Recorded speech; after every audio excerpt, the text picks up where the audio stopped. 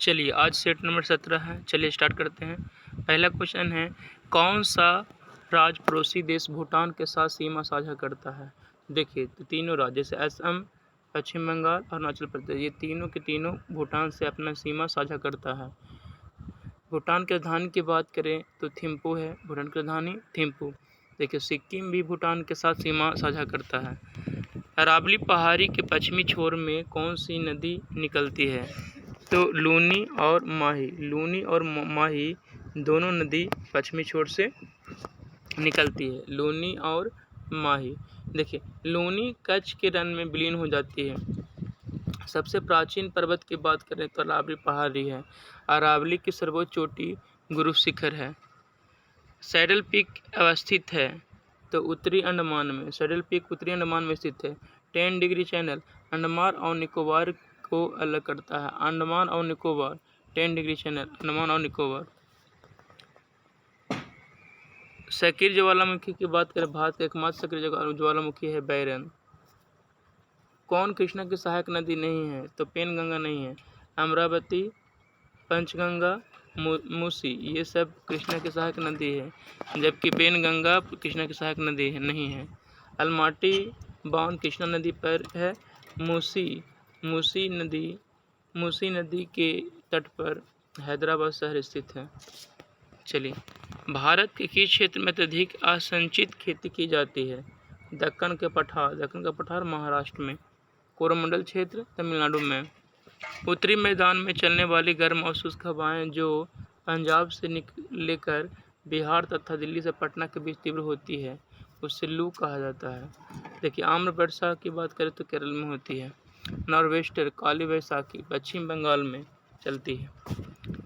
चलिए कौन सी विशेषताएं विकासशील एवं विकसित देशों में समान नहीं होती। तकनीकी उन्नति। जीएसटी की इस प्रकार का कर है। जीएसटी अप्रत्यक्ष कर है। जीएसटी 1 जुलाई 2017 को लागू हुआ था। 1 जुलाई 2017 को जीएसटी लागू हुआ था। आयकर, संपत्ति कर और उपहार कर ये प्रत्यक्ष कर के उदाहरण हैं। सार्वजनिक क्षेत्र में विनिवेश को क्या कहते हैं, तो निजीकरण कहते हैं। नई आर्थिक नीति 1991 में आया था। आय और उपभोग किस प्रकार संबंधित है, तो प्रत्यक्ष संबंध है आय उपभोग में। नेक्स्ट क्वेश्चन है, कौन से घटक जलवायु परिवर्तन का मुख्य कारण है। इनमें तो सभी प्रदूषण, ओजोन क्षरण, ग्रीन हाउस। क्योटो प्रोटोकॉल 1997 में हुआ था। ओजोन परत संरक्षण 16 सितंबर 1987 को हुआ था, इसीलिए 16 सितंबर को ओजोन परत संरक्षण दिवस मनाया जाता है। क्योटो प्रोटोकॉल को किस वर्ष यूएनएफसीसी द्वारा स्वीकार किया गया था, 1997 में। Green protocol green house effect से संबंधित है। प्रश्नों को सम्मिलित करना है। सिमलीपाल राष्ट्रीय उद्यान की बात करें तो उड़ीसा में है। उड़ीसा में और भी राष्ट्रीय उद्यान है। उड़ीसा में भितरकनिका, गहिरमाथा, सतकोसिया सब राष्ट्रीय उद्यान कहाँ है, उड़ीसा में। गिर राष्ट्रीय उद्यान गुजरात में है। जिम कॉर्बेट राष्ट्रीय उद्यान उत्तराखंड में है। राजाजी राष्ट्रीय उद्यान, फूलों की घाटी सब उत्तराखंड में। सरिस्का राजस्थान में है। चलिए नेक्स्ट पॉइंट है, सत्य फल किसमें विकसित होता है, तो अंडाशय। सत्य फल का उदाहरण है आम, अमरूद, अंगूर, नारियल, जामुन और बेर, ये सत्य फल के उदाहरण हैं। असत्य फल जिसमें बीजांड होता है, जैसे सेब, नाशपाती, कटहल। कॉड लीवर तेल मुख्य रूप से किससे संबंधित है, तो विटामिन डी। प्रोटीन शरीर को निर्माण करने वाला होता है। किसे प्रोटीन का कारखाना कहा जाता है, राइबोसोम को प्रोटीन का कारखाना कहा जाता है। माइटोकॉन्ड्रिया को पावर हाउस कहा जाता है। माइटोकॉन्ड्रिया का नामकरण अल्टमैन ने किया था। ऊर्जा एटीपी रूप में संचित होती है। ATP adenosine triphosphate. वह जीव जिनमें केंद्रक झिल्ली का भाव होता है क्या कहा जाता है, प्रोकैरियोटिक कहा जाता है। जैसे जीवाणु, नीलहरित शैवाल ये सब प्रोकैरियोटिक जीव हैं। कौन संशोधित भूमिगत तना का एक उदाहरण है, आलू। कौन उदाहरण है, तो आलू। प्याज, हल्दी, अदरक, लहसुन ये सब तना का उदाहरण है, जबकि गाजर जड़ है। कौन सा कथन फ्लोएम के बारे में सही है? तो फ्लोएम फोटोजेनेटिक उत्पादों का परिवहन करता है। जाइलम जल का परिवहन करता है। चलिए नेक्स्ट पॉइंट है कौन सा, नेक्स्ट पॉइंट की बात कर लेते हैं। नेक्स्ट पॉइंट, स्थलीय हरे पौधे को पत्तियों से कितनी मात्रा में उपलब्ध सौर ऊर्जा खाद्य ऊर्जा में परिवर्तित किया जाता है? 1%। लैंडमान ऊर्जा का कितना परसेंट का नियम देता है? 10% का नियम संबंधित है लैंडमान का। कैल्शियम कार्बाइड का उपयोग हरे फलों को पकाने के लिए क्योंकि यह बनाता है एसिटिलीन बनाता है। सोडियम के एन कोश में अधिकतम इलेक्ट्रॉन की संख्या कितनी होती है? तो 32। देखिए इस फॉर्मूला पर आप निकाल सकते हैं 2n²। बुरा है एन कोश, देखिए कोश होता है KLMN। देखिए तो कौन कोश हो गया? चौथा हो गया, ठीक है KLMN। तो आप डायरेक्ट n की जगह पर 4 रख दीजिए और 4 का स्क्वायर करिएगा तो 4 4 16 और 16 में दुगना कर दीजिएगा 2, तो क्या हो जाएगा? 16 दूनी 32। इस तरह से आंसर क्या हो जाएगा? 16 दूनी 32।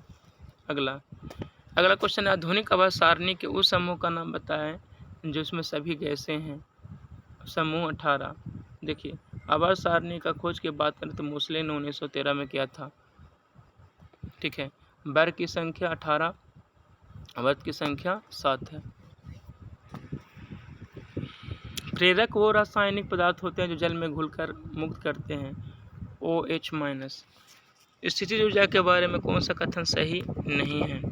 तो सभी के सभी क्या हैं? गलत हैं। देखिए स्थितिज ऊर्जा का फॉर्मूला P बराबर mgh होता है, ठीक है, और गतिज ऊर्जा का फॉर्मूला 12mv² होता है। चलिए नेक्स्ट क्वेश्चन है कौन सी तरंगें अनुप्रस्थ नहीं है? तो याद रखिएगा ये अनुप्रस्थ तरंग नहीं है, तो सर्पिलाकार स्प्रिंग में उत्पन्न तरंगें अनुप्रस्थ तरंगें नहीं है।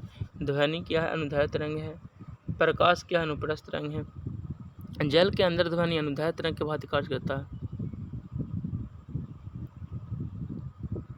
ध्वनि अनुदैर्ध्य है, जल की सतह पर अनुप्रस्थ तरंग का काम करता है। चलिए भारत का प्रथम निर्यात उपयोगीकरण क्षेत्र EPG का सृजन हुआ था कांडला में, गुजरात में पड़ता है। सबसे गहरा बंदरगाह की बात करें तो विशाखापत्तनम है।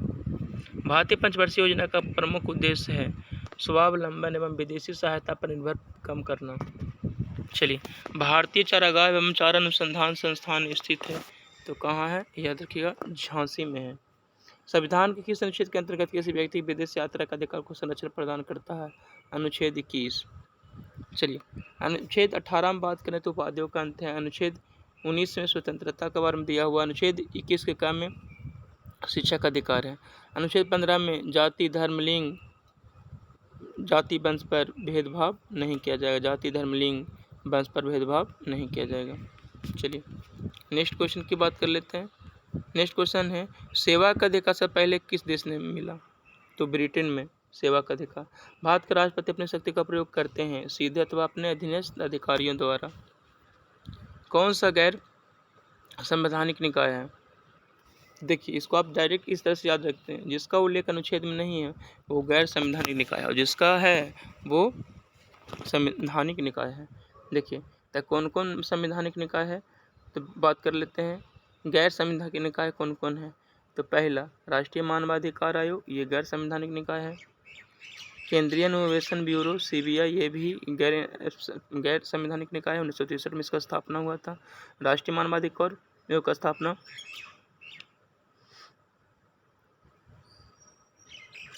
12 अक्टूबर 1993 को राष्ट्रीय मानवाधिकार आयोग का स्थापना हुआ था, ठीक है। चलिए लोकपाल 2013 में इसका स्थापना होता है। इसके सदस्य की नियुक्ति राष्ट्रपति करते हैं। लेकिन वित्त आयोग एक संवैधानिक निकाय है, ये अनुच्छेद 280 में है।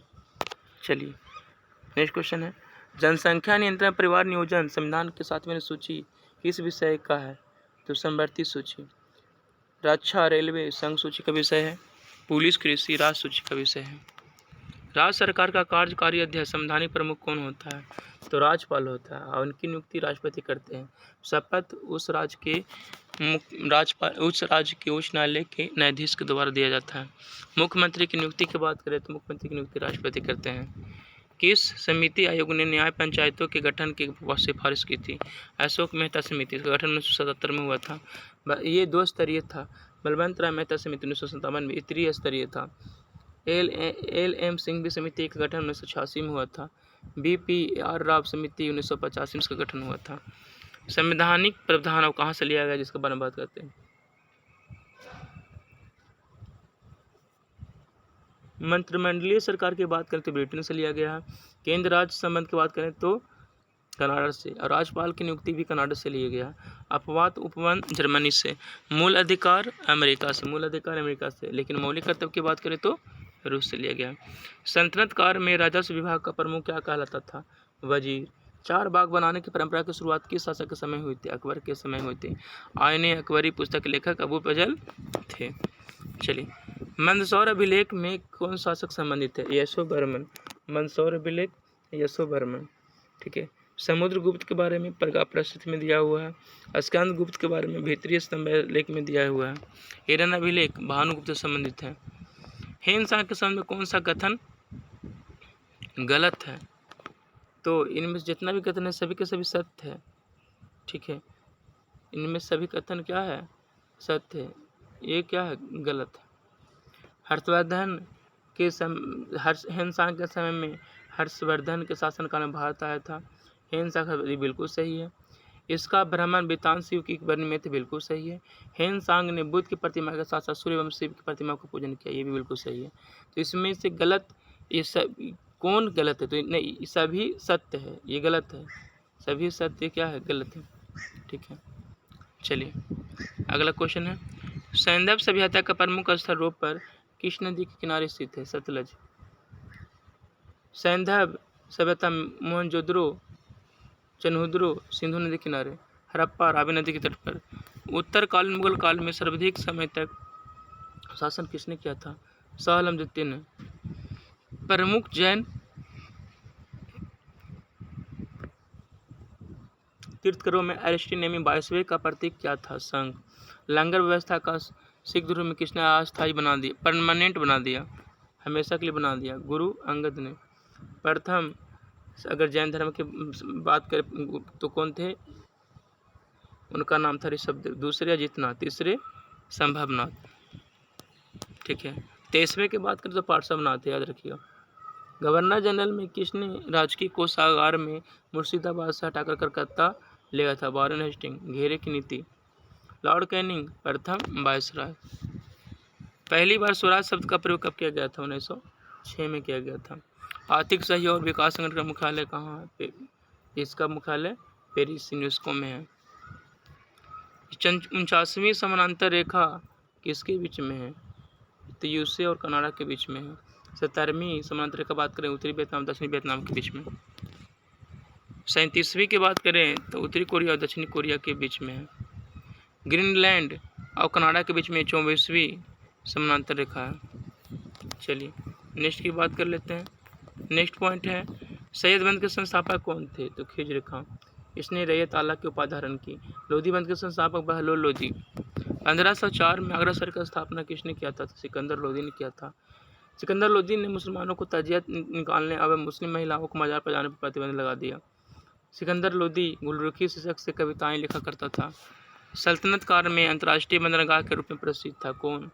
देवल प्रसिद्ध था। विजयनगर साम्राज्य के संस्थापक हरिहर एवं बुक्का थे। 1336 में इसका स्थापना किए थे। विजयनगर की राजधानी हम्पी थी। विजयनगर के वंश के शासक बुक्का प्रथम ने वेद मार्ग प्रतिष्ठापक के उपाधि धारण की थी। देवराय प्रथम के शासनकाल में इटली यात्री निकोलो कांटी विजयनगर आया। देवराय द्वितीय के शासनकाल में फारसी राजदूत अब्दुल रजाक विजयनगर आया। देवराय द्वितीय को जग बेटकर की संज्ञा दी गई। कृष्णदेवराय के शासनकाल में पुर्तगाली यात्री डोमिंगोस पायस विजयनगर आया था। कृष्णदेवराय के शासनकाल में पुर्तगाली यात्री बारबोसा विजयनगर आया था। अच्युत राय के शासनकाल में पुर्तगाली यात्री नुनीज विजयनगर में आया था। मुगल शासक बाबर ने अपनी आत्मकथा कृष्णदेवराय को भारत का सबसे शक्तिशाली शासक बताया है। कृष्णदेवराय के दरबार में तेलुगु साहित्य के प्रसिद्ध कवि रहते थे, जिन्हें अष्टदिग्गज कहा गया है। विजयनगर साम्राज्य का पतन का कारण तलकोटा युद्ध था। इसी को बनहट्टी और राक्षस का कहा जाता है, जो 23 जनवरी 1665 को हुआ था। चलिए इस तरह से आज सेट नंबर 17 समाप्त हो गया। चलिए फिर कल मिलते हैं।